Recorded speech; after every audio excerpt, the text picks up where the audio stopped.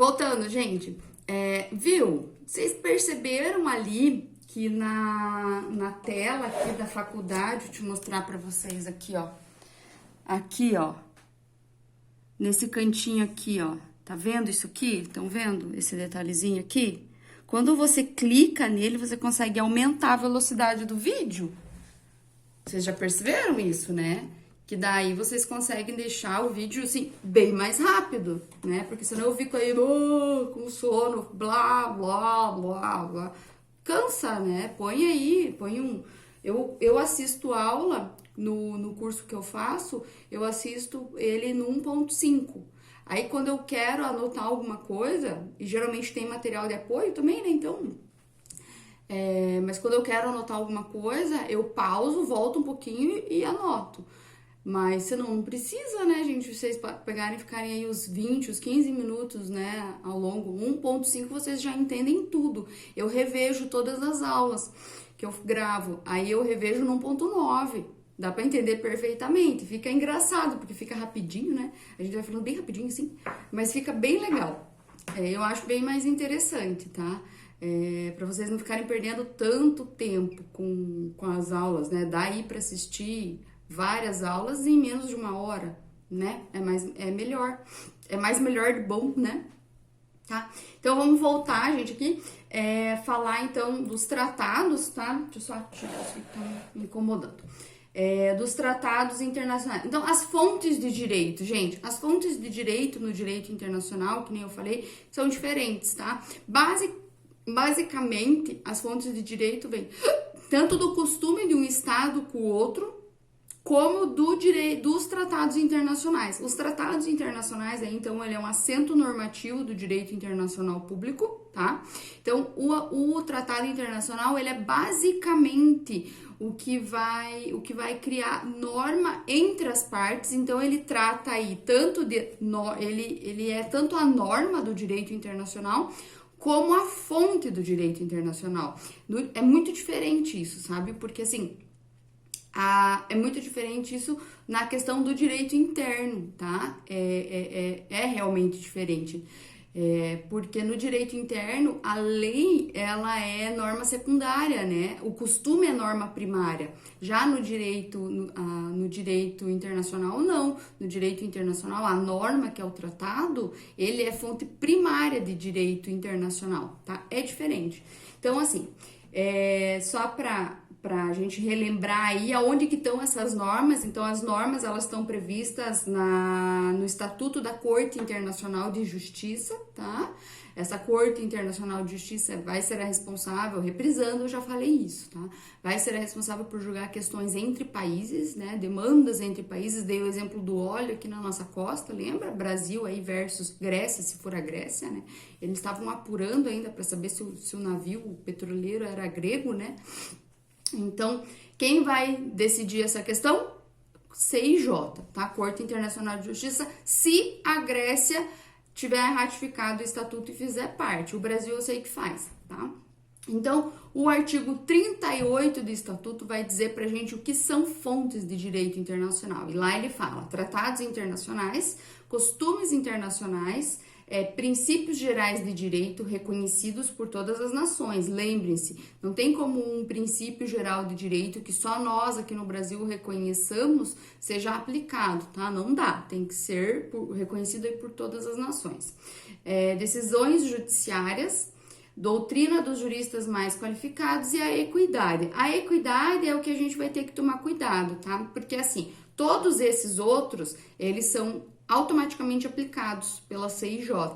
A equidade só vai ser aplicada pela CIJ quando os países quiserem, ou seja, autorizarem. Lembre-se sempre, gente, no direito internacional não existe aquela sujeição subordinada do Estado a essas regras, né? Então, assim, o Estado só vai aceitar se ele ratificar, se ele fizer parte. É diferente aqui nós, né? Exemplo, só para vocês conseguirem entender essa questão de subordinação.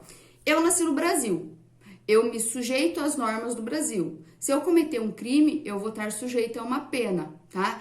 E eu não posso alegar que eu não quero não receber essa pena, que eu não aceito a jurisdição do meu país e que eu não aceito, não me subordino às normas do meu país.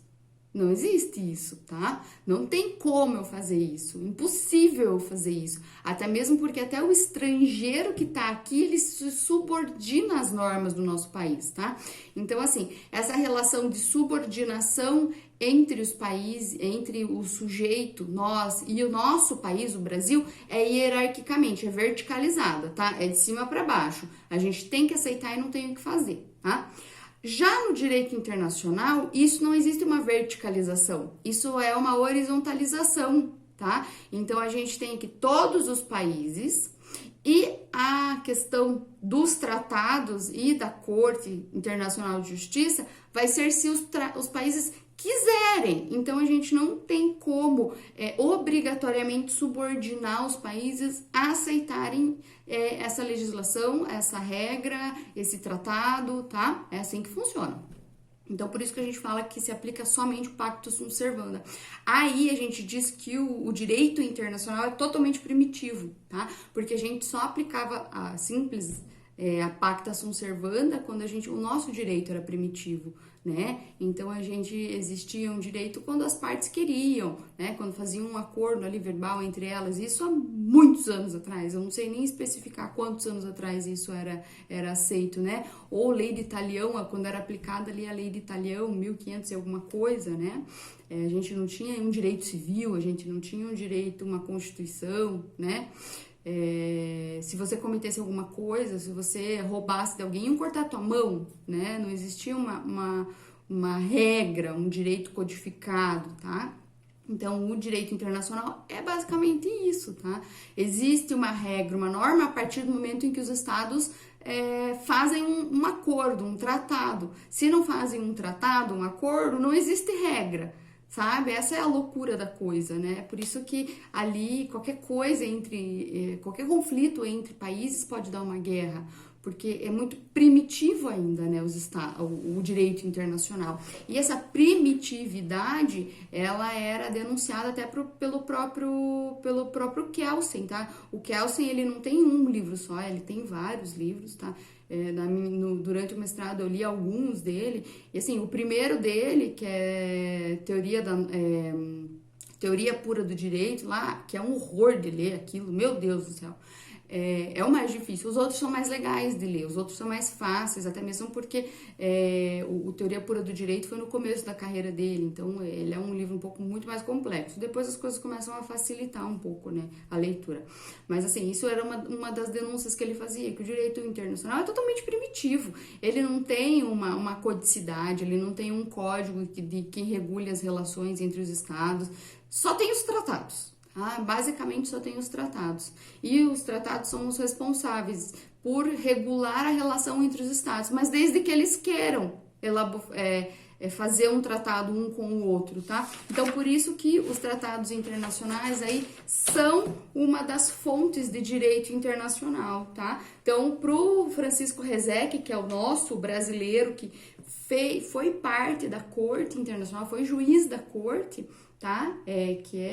Isso daí é algo que a gente tem brasileiros atuantes, né? A gente teve brasileiros notórios, o Sérgio Vieira de Mello na ONU, a gente teve o Francisco Rezec na Corte Internacional de Justiça, a gente tem a Flávia Piovesan hoje na Corte Interamericana de Direitos Humanos. Então eu acho muito legal isso, porque o Brasil tem nomes, né, notórios aí que integram esse meio. Isso é muito bom. Claro, os outros países também têm, mas a gente poderia nem estar, né, no direito, poderia nem ter uma cadeira cativa no direito internacional, né? Mas nós temos, isso é muito bom, pra gente ver a qualidade aí dos nossos doutrinadores, tá? E a professora Flávia tem aula na internet, gente, então é tudo muito acessível hoje em dia, né? Então não tem como a gente dizer, eu não sei nem quem ela é. Tá, mas então dá uma pesquisada, procura, eu tô te falando, Flávia Piovesan, dá uma olhada lá, tá bom? Apesar de que ela e o Francisco Rezec, eles têm uma forma de pensar diferente, tá?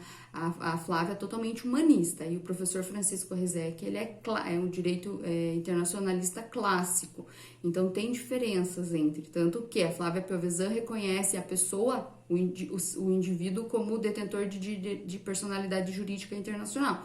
O Francisco Rezec fala que isso não existe, essa é uma criação da cabeça dela, que não, que os únicos detentores de personalidade jurídica internacional são os organismos, os entes clássicos, né, os estados, os órgãos aí, as ONGs, as personalidades jurídicas, tá?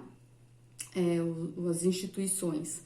Então, essa também é uma diferenciação grande entre eles, tá? Mas a Flávia usa como base aí a Corte Europeia de Direitos Humanos para dizer isso, porque lá eles reconhecem o indivíduo como personalidade jurídica internacional, tá?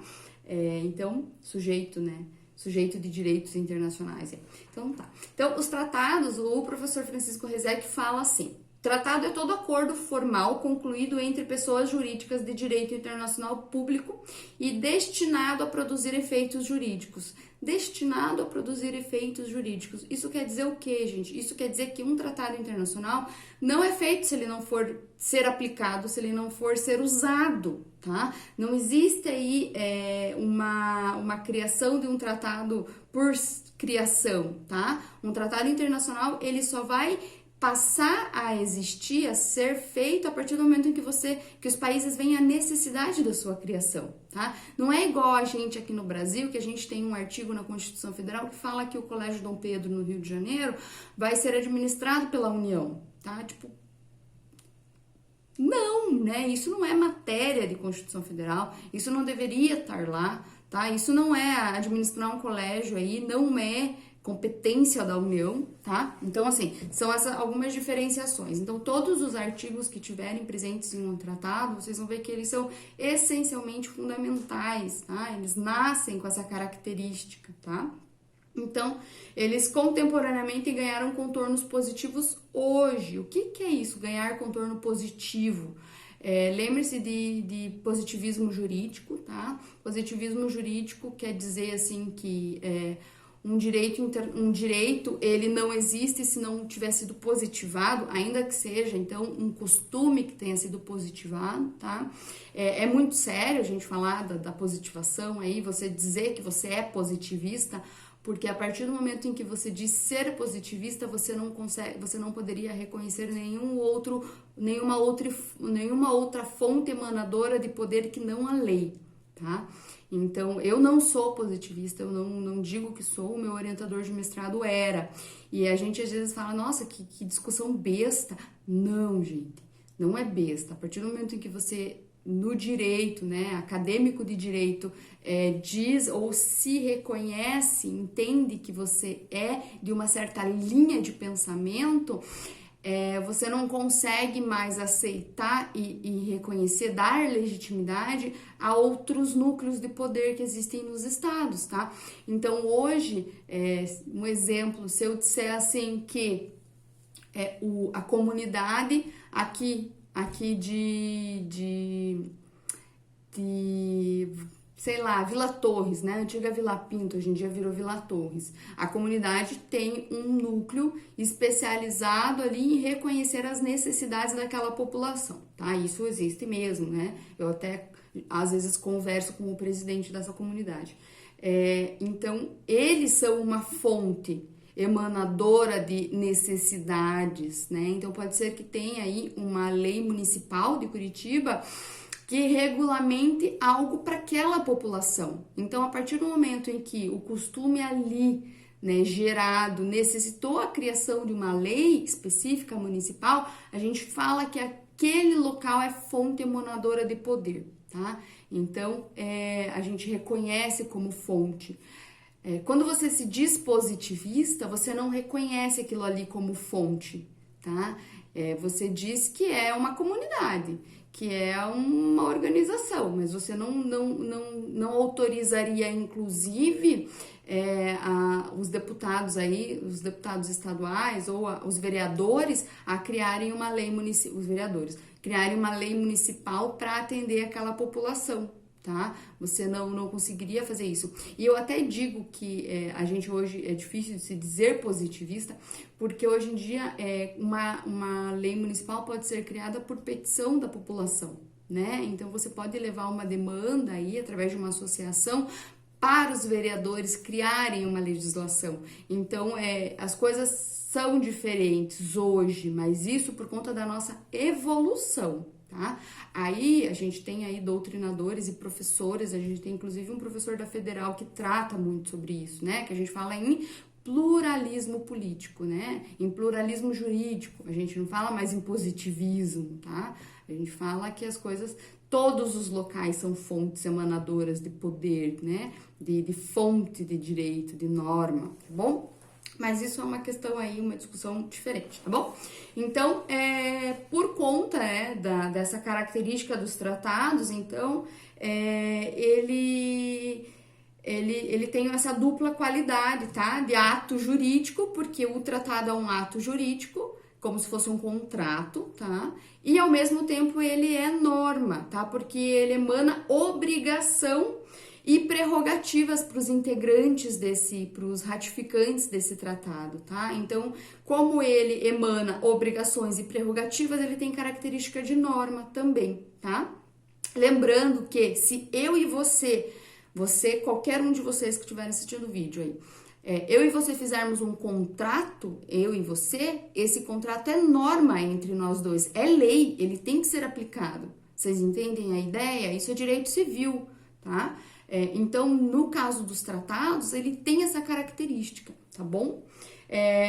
Como no âmbito internacional, então a gente não tem um órgão, a gente não tem um Senado, um Senado do mundo, a gente não tem uma Câmara dos Deputados Federais do mundo, a gente não tem um presidente do mundo, tá? Então a gente não tem uma Constituição do mundo, então a gente não tem normas do mundo, tá? Então os tratados são essas normas. E elas só são feitas por meio disso, tá? Por isso que os tratados são normas e eles não são criados sem que tenham efetividade, sem que sejam necessários, tá? Não vai ter aí um tratado inócuo, desnecessário, tá? Então, eles têm sempre remetem-se ao interesse político e econômico, né? Sempre. Então, direitos humanos a gente coloca na cadeira de política, tá? São políticas. É uma política, vamos supor, é uma política pública da humanidade, né? Qual é a sua política pública hoje? Minha política pública é ser honesto, ser íntegro, ser uma boa pessoa, tá? Então, isso é uma política pública sua. A política pública nossa, da humanidade hoje, é ser uma boa pessoa, sermos bons estados para os nossos cidadãos, tá? Essa é a política pública do mundo, tá bom? Então, por conta dessa outra característica aí de que os tratados, eles só são formulados quando necessários e quando os estados reconhecem essa necessidade, que a gente fala também que eles são regidos pela pacta sunt servanda, tá? Então, só é obrigado a cumpri-lo aquele que tiver aderido, aquele que tiver manifestado a sua vontade em fazer parte daquele tratado, tá? Pacta sunt servanda aí também é um princípio muito usado no direito civil, tá, gente? No direito civil, principalmente em direitos dos contratos, tá? É muito comum, principalmente ação de revisão de contratos, né? Que as pessoas fazem contratação, pode ser até um financiamento de carro aí, e eles vão querer revisar. Aí o banco vem e fala, olha, tem que ser respeitada a pacta sunt servanda, a vontade das partes, né? Se naquele momento a vontade das partes era essa, a empresa de vender e a pessoa de comprar, e ela aceitou as condições do contrato, tem que ser respeitada, tá? Claro, a gente tem hoje o direito do consumidor, que relativiza a pacta sunt servanda, mas aí a gente tá falando de uma outra esfera, tá? A gente tá falando de direitos difusos e coletivos, que é direito do consumidor, também direitos humanos. Mas aqui a gente não vai ter essa relativização aí por conta de uma hipossuficiência, tá? Não tem como, tá? Os países, a presunção é que eles são suficientemente conscientes do que eles estão fazendo e aderindo aos tratados. É por isso que quando eles não cumprem os tratados, existem consequências, né? Ou consequências entre um estado e outro, ou consequências quando é de direitos humanos, consequências de levar os casos às cortes, aí, cortes de direitos humanos, né, corte interamericana, europeia, africana de direitos humanos, tá? Aí vai ter uma sanção, uma multa, uma indenização para quem sofreu aí a violação, tá? Então isso tem que ser bem bem interessante, tá? Outra coisa, já falei para vocês, mas eu vou repetir. Sobre os tratados em si, a gente tem a Convenção de Viena, que fala aí sobre como os tratados serão criados, ratificados, promulgados, tá? Então, ele é a parte formal dos tratados, tá bom? Então, já continuo aí, gente, no próximo bloco, já deu o tempo aqui, para daí o terceiro bloco da aula 5, pra gente continuar aí falando sobre isso, tá bom?